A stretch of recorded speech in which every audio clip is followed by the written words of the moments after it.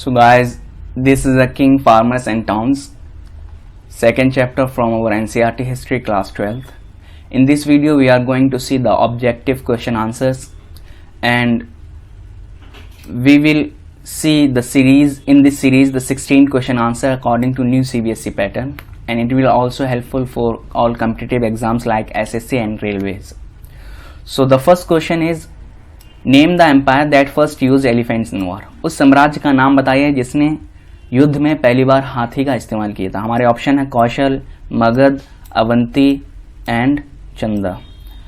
अगर हम मगध की तरफ देखें तो मगध ऐसी जगह स्थित था जहां आसपास में हरा जंगल था और हाथियों की बहुलता थी, और मगध की आर्मी का हाथी एक अहम हिस्सा था, और मगध को पावरफुल बनाने या शक्तिशाली बनाने के लिए हाथियों का एक महत्वपूर्ण योगदान था। तो इसका ऑप्शन हमारा हो जाएगा सही, बी, मगध।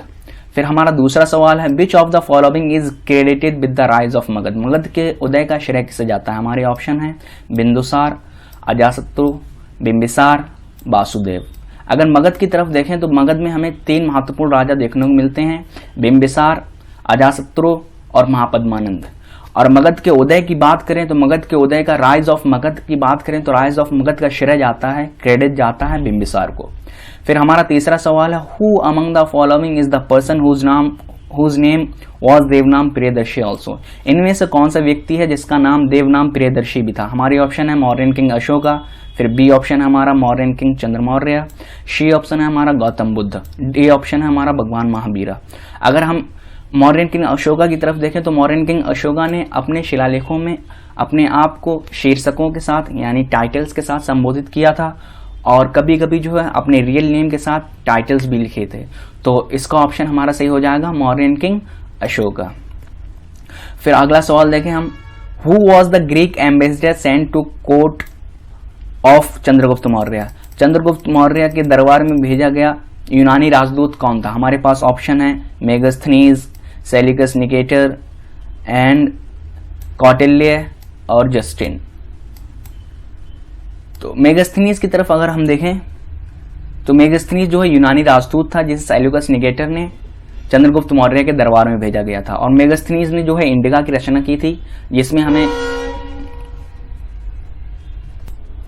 जिससे हमें मौर्य साम्राज्य की व्यवस्था के बारे में जानकारी मिलती है। सेल्यूकस निकेटर जो है यूनान का शासक था जिसने मेगास्थनीज को चंद्रगुप्त मौर्य के दरबार में भेजा था। कौटिल्य जो है ये चाणक्य के नाम से भी जाना जाता था, इन्होंने अर्थशास्त्र की रचना की थी और ये तक्षशिला महाविश्वविद्यालय के आचार्य थे।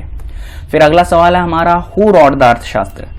अर्थशास्त्र की रचना की थी किसने की थी। हमारे पास ऑप्शन है घनानंद, कौटिल्य, बिंबिसार एंड पुष्यमित्र। तो अर्थशास्त्र की तरफ देखें तो अर्थशास्त्र की रचना की थी कौटिल्य ने, और इनका दूसरा नाम था चंद्रगुप्त, इनका दूसरा नाम था चाणक्य, और इन्हें जो है विष्णुगुप्त के नाम से भी जाना जाता था। तो इसका ऑप्शन हमारा सही हो जाएगा बी, कौटिल्य। फिर हमारा छठा सवाल है, which of the following foreigners first came to India. Bharat में आने वाला पहला विदेशी यात्री कौन था। हमारे पास ऑप्शंस हैं ह्वानसांग, मेगास्थनीज, फाहियान और इत्सिंग। तो भारत में आने वाला पहला विदेशी यात्री जो है मेगास्थनीज था, जो कि चंद्रगुप्त मौर्य के दरबार में आया था, और इसे जो है भेजा गया था सेल्यूकस निकेटर द्वारा, जो कि यूनानी शासक था, ग्रीक रूलर था, उसके द्वारा इसे भेजा गया था। फिर हमारा अगला सवाल है, where was the capital of Mauryan empire. Maurya साम्राज्य की राजधानी कहाँ थी। हमारा ऑप्शन है पाटलिपुत्र, वैशाली एंड लुम्बिनी। मौर्य साम्राज्य की राजधानी की बात करें तो मौर्य साम्राज्य की राजधानी जो थी आपकी पाटलिपुत्र थी। आपका ऑप्शन सही हो जाएगा ए, पाटलिपुत्र। फिर हमारा अगला सवाल है, by which name Chanakya was non. Chanakya को किस नाम से जाना जाता था। तो अभी हमने देखा चाणक्य ने जो है, कौटिल्य ने जो है अर्थशास्त्र की रचना की, और कौटिल्य को जो है चाणक्य के नाम से भी जाना जाता था और विष्णुगुप्त के भी नाम से जाना जाता था। तो हमारा इसका ऑप्शन सही हो जाएगा सी, कौटिल्य। फिर अगला सवाल है हमारा, who was the author of Kadambari. Kadambari की रचना किसने की थी। तो कादम्बरी की रचना में हमारे पास ऑप्शन है बाणभट्ट, हर्षवर्धन, बिंदुसार और भास्कर वर्धन। तो कादम्बरी की रचना की थी बाणभट्ट ने, जिसमें हर्षवर्धन के शुरुआती शासनकाल का पता चलता है कादम्बरी से। फिर अगला सवाल है who introduce gold currencies in India, Bharat में किसने स्वर्ण मुद्राएं चलाना शुरू की थी, किसने स्वर्ण मुद्राएं चलाई थी? तो हमारे पास ऑप्शन है शक, आर्यंस, कुषाण, मुगल। तो इस सवाल का जवाब हमारा हो जाएगा कुषाण। कुषाण ने भारत में सबसे पहले स्वर्ण मुद्राएं चलाना शुरू की थी। हमारा अगला सवाल है Banabhatta was the court poet of which emperor, Banabhatta किस राजा के दरबारी कवि थे? तो हमारे पास ऑप्शन है विक्रमादित्य, कुमारगुप्त, कनिष्क एंड हर्षवर्धन। अगर हम बाणभट्ट की बात करें तो बाणभट्ट जो है दरबारी कवि थे हर्षवर्धन के, और बाणभट्ट की जो किताब है कादम्बरी, उससे हमें हर्षवर्धन के शुरुआती शासन युग का पता चलता है। फिर अगर हमारा अगला सवाल है whose achievement are described in the inscription Allahabad, Allahabad शिलालेखों में, जो कि अब प्रयाग हो चुका है, इलाहाबाद शिलालेखों में किसकी उपलब्धियों के बारे में वर्णन किया गया है इलाहाबाद शिलालेखों में? फिर हमारे पास ऑप्शन है चंद्रगुप्त मौर्य, समुद्रगुप्त, विक्रमादित्य, स्कंदगुप्त। तो इलाहाबाद शिलालेखों में हमें समुद्रगुप्त मौर्य के बारे में जानकारी मिलती है, तो इसका हमारा ऑप्शन सही हो जाएगा बी। फिर अगला सवाल है हमारा विच of the following statement is not true about the गुप्त डायनेस्टी, गुप्त वंश के बारे में कौन सा कथन सही नहीं है? यहां पे आपको ध्यान देना पड़ेगा नॉट ट्रू पे। तो इसमें हम देखेंगे कौन सा सही नहीं है। हमारे पास ऑप्शन है दे mainly ruled in north and central region of India, उन्होंने भारत के उत्तरी और मध्य भाग में शासन किया। फिर हमारा दूसरा ऑप्शन है the Gupta ruler was hereditary and A was always the eldest son, गुप्त वंश शासक जो है वंशानुगत होता था, और जो है शासक जो भी उसका अगला जो रूलर होता था वो सबसे बड़ा पुत्र होता था। तो और सी ऑप्शन हमारा the judicial system was more secure than in past, फिर न्यायिक प्रणाली जो है भूतकाल के मुकाबले इनके शासनकाल में ज्यादा अच्छी थी। डी ऑप्शन हमारा land tax was high, business commerce tax was low, भूमि कर ज्यादा था, व्यापार और वाणिज्यिक कर लो था, व्यापार और वाणिज्यिक कर कम था। तो हमारा इसका ऑप्शन सही हो जाएगा the judicial system war more secure in the past. ये जो कथन गुप्त डायनेस्टी के बारे में सही नहीं है। फिर अगला सवाल है हमारा which metal has the highest number of coins during Gupta period, Gupta युग के दौरान कौन सी धातु के सबसे ज्यादा सिक्के चलाए गए थे? हमारे पास ऑप्शन है gold, silver, copper and iron. तो गुप्त युग के दौरान सबसे ज्यादा जो है सोने के सिक्के चलवाए गए, इसका ऑप्शन सही हो जाएगा हमारा A gold. The history of Sangam era is related to, Sangam युग का इतिहास किससे संबंधित है? हमारे पास ऑप्शन है Banarasi, Allahabad, Tamil Nadu and Khajuraho.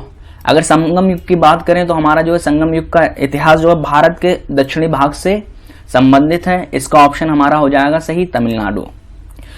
Where was the centre of trade during Sangam era, Sangam युग के दौरान व्यापार का केंद्र कहां था? हमारे पास ऑप्शन है मदुरई, अरिकामेडु, मुशीरी, पुम्पुहार।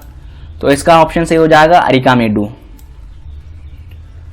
फिर हमारा अगला सवाल है which script was used in Ashoka inscriptions, Ashoka के लेखों में, अशोक के शिलालेखों में कौन सी लिपि का इस्तेमाल किया गया था, कौन सी लिपि प्रयोग की गई थी? हमारे पास ऑप्शन है ब्राह्मी, फिर देवनागरी, गुरुमुखी एंड संस्कृत। अगर अशोक के शिलालेखों की बात करें तो अशोक के शिलालेखों में ब्राह्मी लिपि का इस्तेमाल किया था, इसका ऑप्शन हमारा सही हो जाएगा।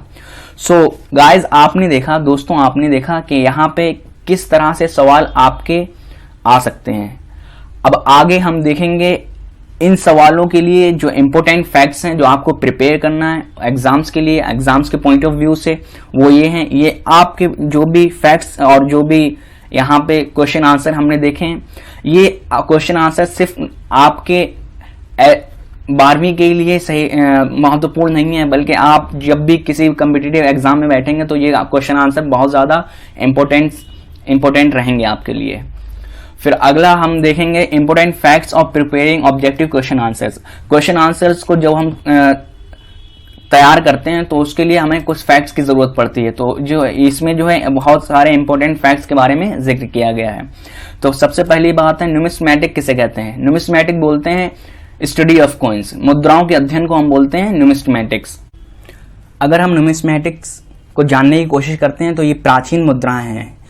ये जो जितनी भी प्राचीन मुद्राएं हैं उनके अध्ययन को हम न्यूमिस्मैटिक कहते हैं। जैसे कि ये मुद्राएं हमने देख ली, ये सारी मुद्राएं जो है इनका अध्ययन जो है एक पैटर्न के साथ किया जाता है और उस अध्ययन करने की प्रणाली को हम न्यूमिस्मैटिक्स कहते हैं।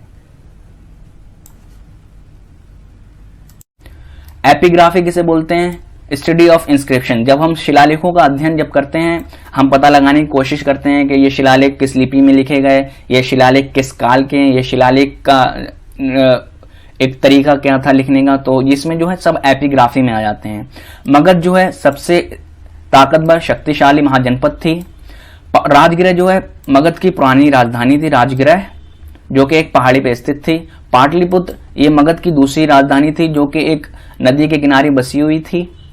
फिर अर्थशास्त्र की रचना की थी हमने देखा था चाणक्य ने, कौटिल्य ने, विष्णुगुप्त ने। तो ये बेसिकली जो तीनों नाम जो है एक ही शख्स के हैं, एक ही आदमी के हैं, एक ही व्यक्ति के हैं। तो इसमें जो है कौटिल्य इसका आंसर हो जाएगा। चाणक्य अर्थशास्त्र की रचना की थी कौटिल्य। मुद्रा राक्षस की रचना किसने की थी, तो मुद्रा राक्षस की रचना की थी विशाखदत्त ने। इंडिका की रचना किसने की थी, इंडिका की रचना की थी मेगास्थनीज ने। अब इंडिका से जो है हमें मौर्य युग के बारे में जानकारी मिलती है और हमें जो है मौर्य युग के इतिहास के बारे में जानने के लिए इंडिका बहुत ज़्यादा महत्वपूर्ण रही। चंद्रगुप्त मौर्य जो है ये मौर्यन एम्पायर के फाउंडर थे, यानी इन्होंने मौर्य साम्राज्य की स्थापना रखी थी। मेगालिथ किसे बोलते हैं, मेगालिथ बोलते हैं एक बेरियल सिस्टम था जो कि भारत के उत्तरी और दक्षिणी भाग में पाया गया था। इसमें जो है बड़े बड़े पत्थरों को एक कब्र के रूप में शक्ल दे दी जाती थी और बीच में आदमी को दफन करने के लिए इसका इस्तेमाल किया जाता था और इसमें कई तरह के ऑब्जेक्ट भी जो भी दफनाया जाता था उसके साथ रख दिए जाते थे। डिवाइन किंग तो दैवीय राजा कहने। अगर हम मेगालिथ को समझने की कोशिश करते हैं तो मेगालिथ बेसिकली एक बेरियल सिस्टम होता था, जैसे कि आप इस इमेज में देख सकते हैं। इसमें एक बीच में जगह दी गई है और फिर बाद में ये आर्टिफैक्ट्स आप देख सकते हैं। ये आर्टिफैक्ट जो है जो भी दफनाया जाता था, जिसे भी उसमें खबर में ले जाया जाता था, उसके साथ ये आर्टिफैक्ट्स दफनाए जाते थे। तो मेगालिथ बेसिकली ऐसा एक सिस्टम होता था जिसमें आदमियों को दफनाया जाता था, एक बेरियल सिस्टम होता था। किंग तो दैवीय राजा किसने अपने आप को दैवीय राजा होने की बात कही, तो कुषाण जो भी शासक थे उनसे हमें पता लगता है कि उन्होंने उनके जो भी रिमेन्स रह गए हैं और जो भी हिस्टोरिकल एस्पेक्ट रह गए हैं उनसे हमें पता चलता है कि कुषाण राजाओं ने अपने आप को दैवीय राजा होने की दैवीय राजाओं के रूप में दर्शाया था। श्रीगुप्त तो पहला गुप्ता किंग कौन था, श्रीगुप्त था। प्रशस्ति क्या होते थे, प्रशस्ति एक तरह से इंस्क्रिप्शन होते थे, शिलालेख होते थे। प्रयाग प्रशस्ति जो है कहाँ पे उपस्थित है, तो प्रयाग प्रशस्ति जो है इलाहाबाद में उपस्थित है। अब इलाहाबाद का नाम भी प्रयाग हो गया है। तो प्रयाग प्रशस्ति किसके द्वारा लिखे गए थे, प्रयाग प्रशस्ति द्वारा जो है हरिश्चंद्र के द्वारा लिखे गए थे। पंचतंत्र की रचना किसने की थी, पंचतंत्र की रचना की थी विष्णु शर्मा ने। कवि राजा का टाइटल किसे दिया जाता है, कवि राजा को जो है समुद्रगुप्त को टाइटल दिया जाता है कवि राजा का। पोहार कहाँ है, पोहार जो है क्या था, पोहार एक कोस्टल ट्रेडिंग सेंटर था। श्रेणी या गिल्ड किसे कहते थे, श्रेणी या गिल्ड जो है एक तरीके से ऑर्गेनाइजेशन होते थे जो कि कच्चे माल को उत्पादन के लिए कच्चे माल को संग्रह करते थे और जब माल उत्पादित हो जाता था तो उसे बाजार तक ले जाते थे। पाटलिपुत्र जो है ये क्या इंपॉर्टेंस थी, तो इसका जो है एक नदीय ट्रेडिंग सेंटर था, यानी जो व्यापारिक केंद्र था, एक नदीय व्यापारिक केंद्र था। और पाटलिपुत्र ऐसी जगह पे स्थित था जहां पे संचार सुगम था, यानी कम्युनिकेशन सिस्टम आसानी से किया जा सकता था। तो आपने